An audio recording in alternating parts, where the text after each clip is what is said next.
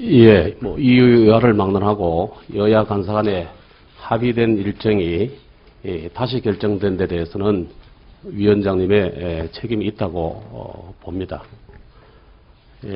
그런데 뭐 집안 일이기는 합니다만은 우리 여당의 간사님께서도 뭐 일정 좀 정의할 때 위원들하고 협의를 좀 해주십시오. 아무도 모르고 갑자기 문자로 언제 회의가 열린다. 그래서 제가 위원장님께 항의를 했습니다. 전혀 아무도 모르는 일정이 어떻게 이렇게 될 수 있느냐. 이렇게 하는데 뭐 우리 집안 일입니다만은 매끄럽지 못했다는 말씀을 드리고 그 김현미 간사님께서 말씀하신 위원장께서 전화 한 통도 없고 전화 기록을 전부 확인하셨다 그러는데 그 문제에 대해서는 우리 여당에 있는 의원들 앞에서 강길보 위원장님 핸드폰을 확인을 했습니다.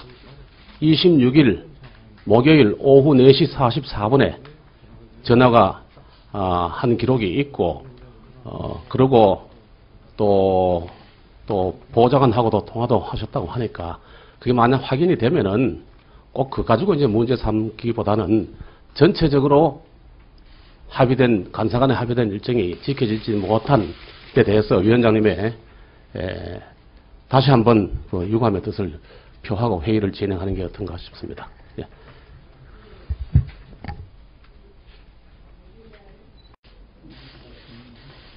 말씀하세요. 이게 위원장님께서 말씀하신 내용이 지난 9월 30일과 10월 1일 합의된 이사 일정을 원래는 뭐 야당과 협의 없이 이렇게 되어 있는 것을 여당과 야당의 입장을 조정하지 못하고 이렇게만 차이 된 겁니다. 그럼 그 뒤에는 다 그 내용 그대로예요. 취소한 데 대해 위원장으로서 죄송하게 생각하고 앞으로 이런 일이 발생하지 않도록 하겠습니다.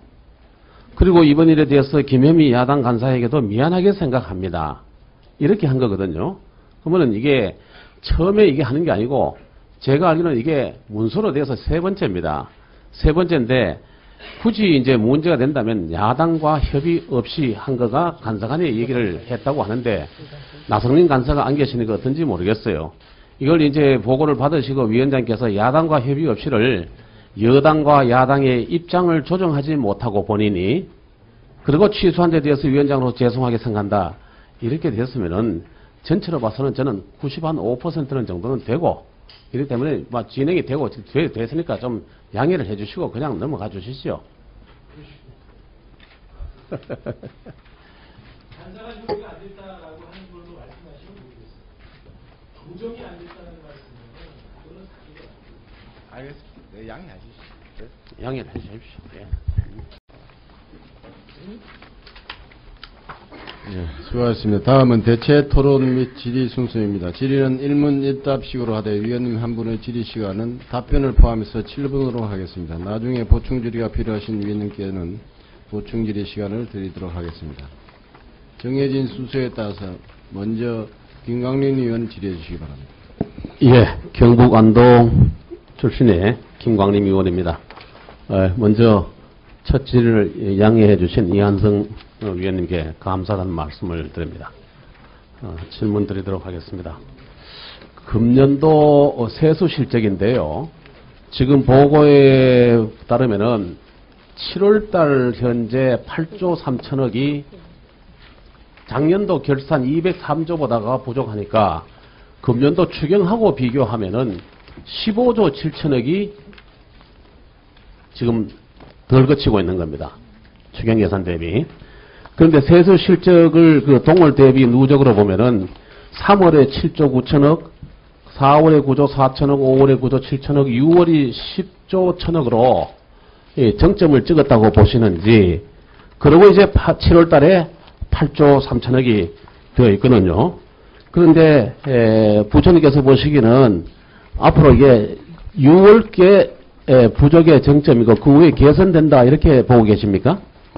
예, 저희는 뭐 하반기에 세수가 당초 상반기의 결손에 비해서 좀 줄어들 것으로 보고 있습니다.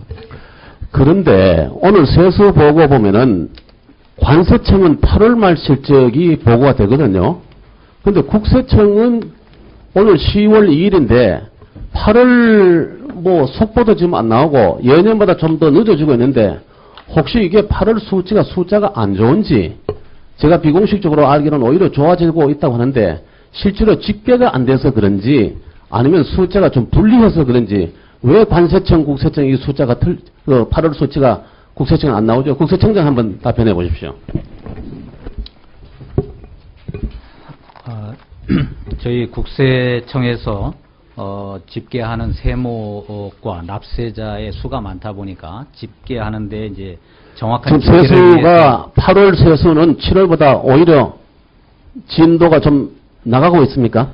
예, 의원님이 지난번에도 지적하시고 해서 저희가 8월 실적을 정확한 숫자는 아니더라도 다음 금요일 날 회의하실 때 드리도록 준비를 하도록 하겠습니다. 지금까지 파악한 바로는 세수 상황은 좋아지고 있습니다. 그러니까 8조 3천억보다는 더 그 격차가 줄어들고 있다 이렇게 보시는 거죠? 그렇게 보고 있습니다. 예. 그 다음에 부총리께 질문 드리겠는데요. 이게 이제 그 경제 성장률하고 세수하고 관계가 특히 금년 내년 전망이 너무 이제 급격하게 차이가 많은 것 같아요. 2009년도 보면은 4% 성장한다 그랬다가 이 결산에는 0.2%밖에 성장을 못했고 그랬을 때 11조가 결함이 났댔습니다. 12년도에는 2.5% 차이의 2조 5천억, 금년도에는 그 2.7% 성장 전망 당초에 4% 했다가 13조 4천억 이렇게 되는데 2014년도에는 15조 5천억이 지금 증수될 거다 이렇게 보는데 국민들이 보시기에 상식선에서 보면은 너무 많이 줄어들고 퍼센테이지당 내년도에는 너무 증수되는 게 아닌가 이렇게 보는데 부총리 어떻게 보십니까? 지금 굉장히 중요한 지적인데 기본적으로 세수 전망을 정확히 해야 되는데요. 저희도 분석을 하고 있습니다만 크게 두 가지 요인입니다. 하나는 그 경기에 대한 요인이 있고요. 또 하나는 이제 그 성장하고 세수 간의 관계가 전에하고 좀 달라지는 측면이 있는 것 같습니다. 그러니까 금년만 하더라도 이제 대개 저희는 7 내지 8조 정도 그 추경에 비해서 세수 결손이 나이라고 지금 보고 있는데요. 그걸 나눠보면 대개 한 반 정도 되는 것 같습니다. 경기에 대한 요인이 한 반이고요. 나머지는 예를 들면 당초에 부동산 시장이 좀 활성화돼서 양도세 같은 게 하려는데 그게 좀 지장을 초래했다든지 또는 주식 같은데 마찬가지로 증권거래세 같은 게 좀 주식시장이 좀 더 활성화돼서 한다든지 그런 요인에 의해서 그냥 성장하고 세수 간의 관계가 종전의 관계하고 좀 달라지는 모습. 이례적이긴 하지만은 뭐 세수가 내년도에 그 정도 들어온 거는 문제가 없다. 그래서 이제 그런 걸 관계를 봐서 저희가 내년도 사실 세수는 다소 조금은 좀 보수적인 걸로 좀 봤다 이렇게 보셔도 되겠습니다. 예. 그 다음에는 공약에 대해서 좀 몇 가지 지적을 하려고 합니다. 잘 아시겠습니다만은 조지 부시 미 대통령이 당선되고 난 뒤에 노벨 경제학 수상자인 MIT의 폴 사무엘슨을 위원장으로 하는 경제정책 자문위원회를 구성을 했는데 여기서 위원회 결론이 뭐냐면은 공약에 너무 얽매이지 않는 게 좋겠다. 또 오바마 대통령도 초대 비서실장을 역임한 현재 시카고의 시장하고 있는 람 이마누엘이 Big Idea for America 이런 책에서 미국 정당이 선거 때 내놓은 정책을 다 집행하면은 미국은 확실히 망한다. 이렇게 언급을 했습니다. 우리도 보면은요. 노태우 대통령 때는 공약 점검 비서관을 줬는데 중간평가 하겠다고 했는데 하지 않았어요. 김영삼 대통령은 아예 총리실에서 관리시켰고 그때도 보면은 쌀시장 절대 개방하지 않겠다고 했는데 개방했고 김대중 대통령께서는 공약 자체를 줄여가지고 100대 국정과제로 좀 조정을 했습니다. 조정했는데 그때 경실련에서 언론에 발표한 거 보면은 그래도 공약에 대해 국정과제에 대한 이행률이 18.2%, 내각제 개헌, 무상보육, 농가부 재탕금 이런 건 지켜지지 못했고요. 노 대통령께서는 국정과제 비서관을 두셨는데 그때 공약을 핵심 과제로 깐추려 가지고 발표를 했습니다. 이거는 뭐 그때 야당의 어떤 한나라당의 의원이 평가한 거 있습니다만은 언급하지 않기로 하고요. 그 다음에 이 대통령의 공약도 국정과제 비서관을 두고 평가를 했는데 지금의 야당 의원님께서 공약 이행률은 27.4%고 한반도 대운하고 동남권이고 뭐 이런 것들은 안 됐다. 이런데 여기서 보면은 공약 자체를 그대로 가지고 간 대통령은 계시지 않습니다. 그거를 이렇게 국정과제라는 형식으로 좀 이렇게 합리화하고 난 뒤에 그렇고 난 뒤에도 전체적인 이행률은 상대편에 있는 의원님들이나 경실령 평가에 하면은 30%가 되지 않습니다. 그런데 이제 박근혜 대통령은 공약 하나도 이제 안 빠뜨리시고 공약 가계부를 만들어서 더 촘촘해가지고 이제 발표를 하셨거든요. 그런데 위원장님, 제가 보충 질의를 하지 않겠습니다. 시간을 좀 더 주시면은 복지하고 공약 이야기에 대한 여론조사라 보면 정세 없는 복지 실현이 가능하냐? 한국경제 불가능이 92%, 한길리서치의 69% 불가능, TNS 불가능이 51%, 복지 재원 충당을 위한 정세가 맞느냐 하는 속에 복지를 줄여야 한다는 게 74% 나옵니다. RNR에서도 복지 재원 충당을 위한 정세는 60%가 반대를 했고요. 이런 걸로 보면은 공약이 전부 불가능하고 복지 축소는 좀 줄여야 된다. 이렇게 여론조사에 나오고 있는데 아마 이게 정부나 이 청와대 쪽에서 대통령 되신 지 1년도 안 되는 시점에서 뭐 이렇게 저렇게 하는 거는 좀 어렵겠습니다만은 앞으로 이 부분에 대해서는 어떻게 계기가 있으면은 부총리께서 좀 이렇게 건의를 해 주십시오. 여기에 대해서 한 말씀 해 주시죠. 저는 정부가 정치의 신뢰성이라는 측면에서도 공약의 큰 틀에서 공약을 추진해야 된다고 보고요. 또 그렇게 하기 위해서 저희가 공약 가계부라는 걸 만들어서 재원이라든지 이런 것을 보다 구체화하려고 하고 또 노력을 하고 있습니다. 이제 다만 그런 것의 큰 전제는 한편으로 보면 경제가 또 그런 활성화돼야 되기 때문에 그런 경제 활성화 노력도 병행해 나가서 하면 공약에 대한 이행도 가능하고 또 가능하도록 노력을 해야 된다. 그렇게 저는 생각하고 있습니다. 근데 이건 참 이게 지적을 하지 않을 수가 없는데요.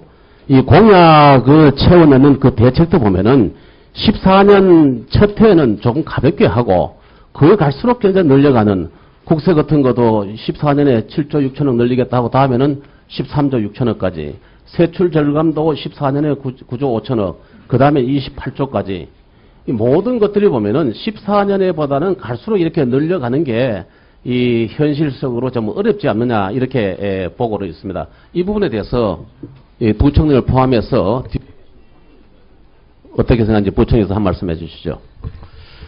저희는 앞서 말씀드린 대로 공약 가계부의 재원이 비교적 그러한 실현 가능성을 토대로 해서 저는 작성됐다고 보고요. 또 그렇게 또 노력을 또 해야 된다고 봅니다. 또 지금 존경하는 김 의원님께서 지적하셨듯이 이제 성장이라는 요소가 대단히 중요한 요소이기 때문에 그러한 경제 활성화를 통해서 그런 성장을 바탕으로 두고서 그러한 재원을 마련하는 데 더 주력하도록 하겠습니다. 예, 이상입니다.